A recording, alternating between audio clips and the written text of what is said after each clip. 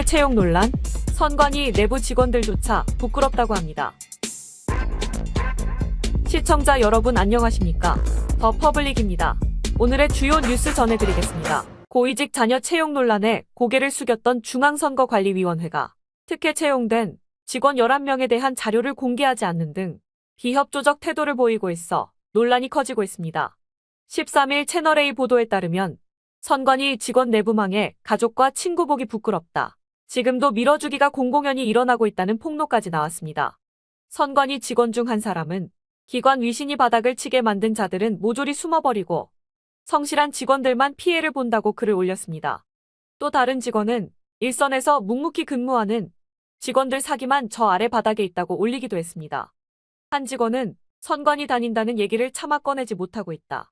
수사 의뢰를 했었다 하면은 과거에 좀 미리 했었으면 어땠을까 하는 아쉬움이 남는다고 전했습니다. 한편 선관위는 인사관리 사항 등이 공개되면 업무에 지장이 생긴다는 이유로 특혜 채용된 직원 11명에 대한 자료를 공개하지 않고 있는 것으로 나타났습니다. 13일 이만희 국민의힘 의원은 선관위에 채용 특혜를 받은 임직원 현황 자료를 요구했으나 선관위로부터 공개할 수 없다는 답변을 받았다고 밝혔습니다. 앞서 이 의원은 지난 6일 선관위의 감사원 적발 특혜 임직원에 대한 채용 직전 근무기관, 직책, 감사로 인한 조치 결과, 휴가, 급여 등의 자료를 10일까지 제출해달라고 요구했으나 선관위는 제출 기한을 하루 넘기고 징계 및 수사가 진행 중이므로 정보공개법에 따라 비공개 대상이라며 제출을 거부했습니다.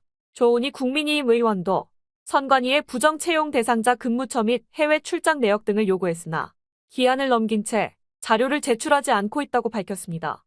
지난 12일 국회 법사위에 출석한 김용빈 선관위 사무총장은 법 절차를 통해 어떻게든 책임지도록 하겠다고 했습니다. 김 총장은 지난주 시도 선관위에 향후 관리하는 선거에서 부득이한 경우를 제외하고 불효불급한 휴직은 자제해 줄 것을 당부한다며 자제 안내에도 불구하고 불효불급한 휴직 후 복직한 직원은 결혼 상황 등을 반영해 타 시도로 전보될 수 있다는 내용의 선거철 휴직 자제 공문을 발송했습니다. 선관위는 공문을 보낸 이유로 정치권과 언론에서 일부 직원들이 선거관리 본연의 직무를 외면하고 불효불급한 휴직 행태를 강도 높게 비판하고 있다고 설명했습니다.